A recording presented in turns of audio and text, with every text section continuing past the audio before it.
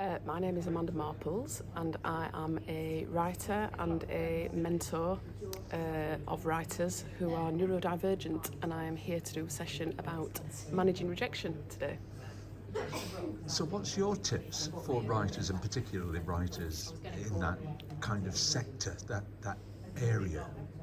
Tips? Oh God, there's so many, it's hard to know where to start. I think learning how to take care of yourself is really important, and recognising that it is completely normal to feel rejected, but there are ways to not let that completely derail your writing, which absolutely can be learnt. So come to my workshops where I go over this in great detail. Finding communities, creating a sense of safety is really important around your writing, and also learning to turn the volume down on your inner critic, which again, hundreds of ways of doing that. When did you first call yourself a writer? Probably only quite recently. My first full-length book, which is a non-fiction book, came out last year. So probably only around that time when I actually, which is terrible really, because I've always written for a long time. So technically I've always been a writer. But I had this sense of I'm only allowed to say that when I'm actually receiving money for what I am doing. So that was last year. So yeah, but I still feel kind of fraudulent saying it. But again, I think that is common to many writers, particularly neurodivergent ones like me. Imposter syndrome. Absolutely. Yeah. When do you write? What's your routine for My writing? routine. I always write in the mornings. That is the best time for me. So a lot of people will know about this book. I did the Artist's Way, Julia Cameron's book, and picked up this habit of doing the morning pages every morning. So 3 pages of kind of freehand, whatever's in my head. So I do that every day. And then for me, it is just a question of fitting it in as and where I can. I don't have a set routine. I'd love to have one, but it's just not possible for me.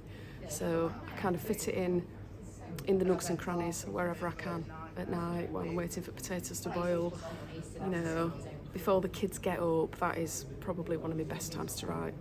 Early. The earlier the better. Will you be writing more in 24? I am hoping to, yes, absolutely. I've got several irons in the fire, which is my way, really. Taking on far too much, completely unfocused. But yeah, I'm working on a novel at the moment, so I'm hoping to get a bit further with that. Any tips for somebody who's at the start, particularly somebody who may be neurodivergent? Yeah, I would say do it as often as you can, write as often as you can. And if you are at the beginning of your writing journey, I would say, top tip for today, be careful about seeking feedback too early. People can be unkind without meaning to, and if you are particularly sensitive, it can really knock you off.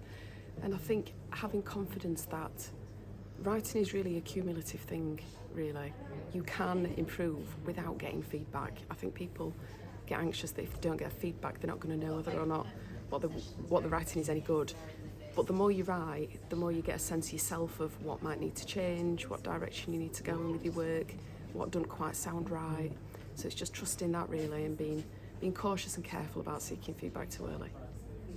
And your workshops within the Writer's Workshop, tell me about what a normal session would be for you.